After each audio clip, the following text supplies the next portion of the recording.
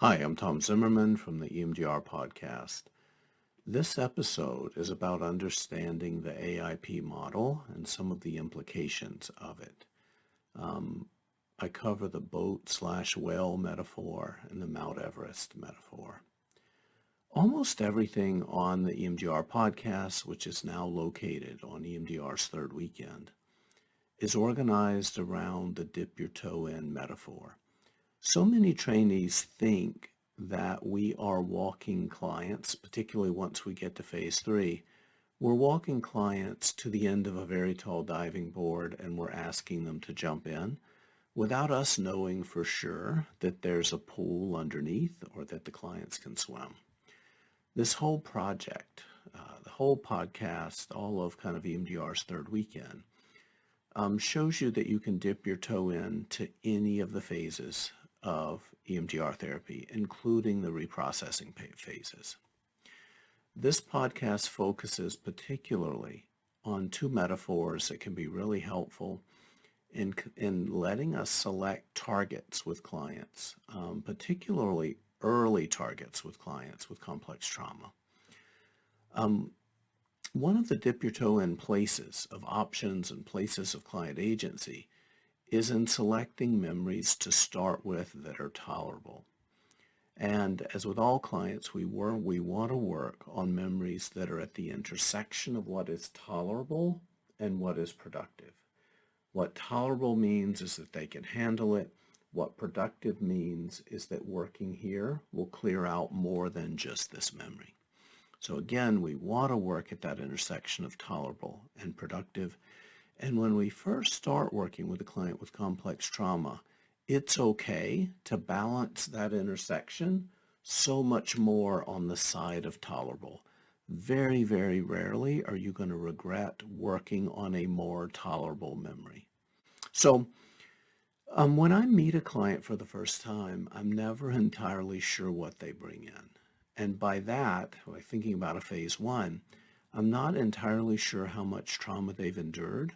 And I'm also not all that sure about how much adaptive information they've developed since or despite the trauma. But what I do know is this, and I know this for certain. Whatever the difficult information, I know that it has to connect to existing adaptive information. It has to.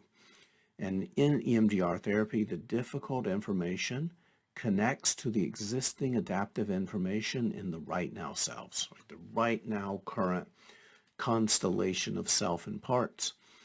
That is how healing happens in EMDR therapy.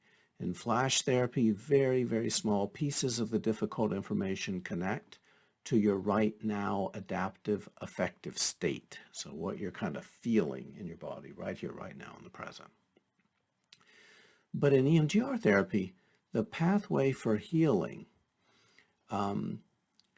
that stuck information has to connect to right now existing adaptive information and the process that facilitates that linkage. So the old difficult stuff has to connect to right now existing adaptive information. And the process that facilitates that linkage is the 8-phase protocol. So what the 8-phase protocol and what the AIP model kind of imply or suggest is that you can connect almost any old stuck maladaptive information into right now existing adaptive information.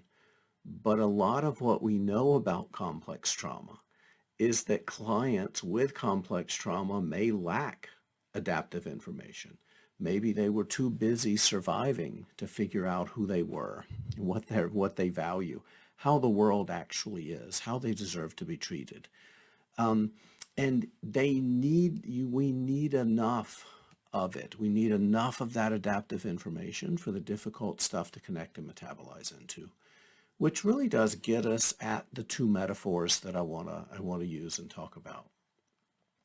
So the boat and the whale metaphor, okay?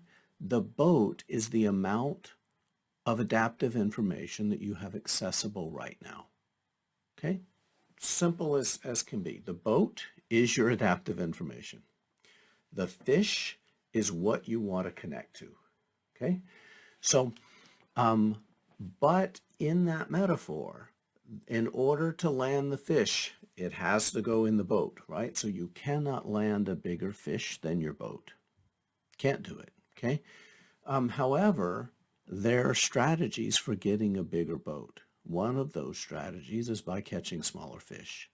You can also build a bigger boat through developing relationships, including the therapeutic relationship, through parts work, which of course is also relationship development, through resourcing, by expanding the window of tolerance, through psychoeducation. And with many clients with complex trauma, a lot of that psychoeducation is about what it means to be born human. Because one of the deficits of complex trauma are the deficits of that information. What does it mean to be born human into the cultures in which you were born? And through a wide assortment of other means. You can also help the client build a bigger boat. However, these are some of the implications of this boat-fish metaphor. If we can only land what we have the space in the boat to fit, we should consider both the size of the boat, right, as best we and the client can intuit, and the amount of accessible adaptive information, right? We should consider both kind of the accessible adaptive information that is that boat and the size of the fish that we're trying to land. Okay? Again, size of the memory, size of the boat. If we have adaptive information that is the size of a canoe, and this is the first time that we're in the ocean, and really you shouldn't go fishing in the ocean with a canoe, but if we have to, we go with what we have. We really want to consider testing the gear before we go trying to hook things like whales and monsters. It's really easy to capsize in a canoe. And in pervasively traumatized nervous systems, it is pretty easy to capsize the client's canoe. It just is. And I'm not saying this to scare anyone. I'm just pointing to a reality that when we're working with clients' nervous systems, we do need to consider the complexity of those nervous systems and the broader health of those nervous systems. Developmental trauma targets. So any target that connects to mom, dad, early childhood attachment belonging. Targets that are about identity, okay? And by identity, it can be everything from, developmental and attachment wounding targets are targets about identity. But also about identity, I mean a broad range of other things, right? All kinds of identity issues. And also targets where the client is the abuser in the memory. These tend to be the whales of memory, right? So again, attachment targets, developmental trauma targets, targets that are identity saturated, and targets where we're the ones that are legit causing harm to someone else. These are really important memories to get to. I don't recommend we start there, right? They do tend to be the whales. And if part of what our goal is when we kind of put the canoe in the ocean, if part of what our goal is to test the gear, for goodness sakes, let's don't test the gear with whales. Okay? So if the client has a small boat, we're going to be, and this is the first time we're going fishing, we're going to be pretty lucky to land whatever we hook. Okay? Even if we're trying to catch something small. And if the client is already connected to a small or even a mid-sized shark, does it make sense to also hook onto multiple whales and multiple other sharks? Again, our boat size does not change based on what we hook onto, right? So that's one of the key organizing things that we can learn from the AIP model. The boat size we launch with, the adaptive information that you launch with is the boat that you have for this fishing session, okay? Clients with complex trauma often overheat on the memory channel in EMDR when too much memory content comes into awareness, right? So too much content, meaning we hook too many fish, or when that content is coming in at an intensity that's beyond our capacity to handle or metabolize through noticing. Okay, so EMDR This is one of those points that you're going to hear me say over and over and over. EMDR therapy is very effective for clients with complex trauma, but it wasn't particularly developed for clients with complex trauma. It was developed for relatively healthy people. And it was what that means is it was developed using people who have adaptive information the size of cruise ships. Okay, so can you see the difference between having an adaptive information the size of cruise ships, and can you see the difference between having adaptive information the size of a canoe, often a leaky canoe? So the people that have those cruise ships, how did they get them? Right? I think they got them because life phase 2 resourced them pretty well. Okay? And if you have adaptive information the size of a cruise ship, I know something about you. Right? And one of those things I know is that you can hook and land almost every fish in your ocean. That's the privilege of the non-pervasively traumatized, is that you got the cruise ship by your ocean not being filled with monsters. Okay? So people in canoes, their oceans are filled with massive monsters. Sometimes finding something small enough to land in your existing boat, if you're a client with complex trauma, can be a challenge. So again, back to the boat metaphor, we need to find memories that are landable in the adaptive information that we have. We simply do. The Mount Everest metaphor makes many of these same points. I guess using a spatial way rather than a nautical way. Okay, so Shapiro says that if we tackle the mountains of memory first, everything after that will feel like a small hill, right? So if we just go at the big things first, everything after that was going to feel like a small hill.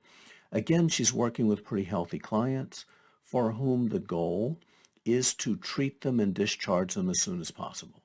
This is not what we're doing with clients with complex trauma. What we're doing with complex trauma is we're trying to find somewhere we can work at all, okay? But Shapiro is right, is that if you have adaptive information the size of mountains, right? If you have adaptive information the size of mountains, you can metabolize some pretty big chunks of trauma into that. So again, clients with complex trauma have very little adaptive information.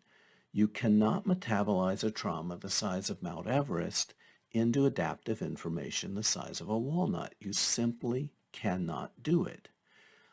Now, if you're not an Olympian, just in general, Mount Everest is a terrible place to start. There are over 200 dead bodies on Mount Everest right now because it's too dangerous to even remove them. And if you need to tackle mountains the size of Mount Everest, you really should tackle some smaller hills first, and then some smaller mountains after that. So, to be fair, Shapiro acknowledges that with complex trauma, we do want to work with smaller and more recent memories first. But many people graduating from EMDR foundational trainings misunderstand the nature of the magic that is EMDR. What they leave with thinking is that EMDR is this magic wand that they're going to go up to almost any memory and dink, dink, dink, dink. That is not the magic that is EMDR, right? The magic in EMDR goes back to the AIP model, that the difficult stuff must connect to the existing right now adaptive information. And if there is not enough of the needed adaptive information present, Shapiro says very clearly that there's nothing in the 8-phase protocol that's going to magically create it. Again, you have the amount of adaptive information that you have the boat that you have on that day when you launch it. Okay? So again, regardless of the approach, regardless of the metaphor, long story short, we need to have an information landing place, right? We need to have an information landing place that's large enough for the trauma that we're trying to connect and metabolize into. If we don't, that's where we're going to have problems. So there are many, many, many kind of sub-implications that come from this understanding of the adaptive information processing model. In many ways, we can kind of even have sub-implications of the boat metaphor and of the Mount Everest metaphor. So again, EMDR is not a magic that's going to let you dink, dink, dink any memory you point it at. But if you have enough adaptive information present right here, right now, if you have a big enough chunk of adaptive information, you have a pretty good chance of landing a memory that is that size or smaller into it. And the very good news is that the way you get a bigger boat, the way you get a bigger chunk of adaptive information, one of the best ways to do that is by landing some smaller fish, landing some smaller memories. Resolving memories is a very, very effective way to build adaptive information. So in a lot of ways, if you need to tackle Mount Everest, start with some smaller mountains first. If you need to land a whale, start with some smaller fish first. Trade those smaller fish in for bigger boats. Okay. Thank you. Thanks for joining. Thanks for all the good work that you do in the world. Stay in touch and explore as you can other episodes that do follow this dip your toe in approach. It is a way, I think, of thinking about working with complex trauma that is going to let you work increasingly more effective with clients with complex trauma. So thanks a lot. Take care. Stay in touch.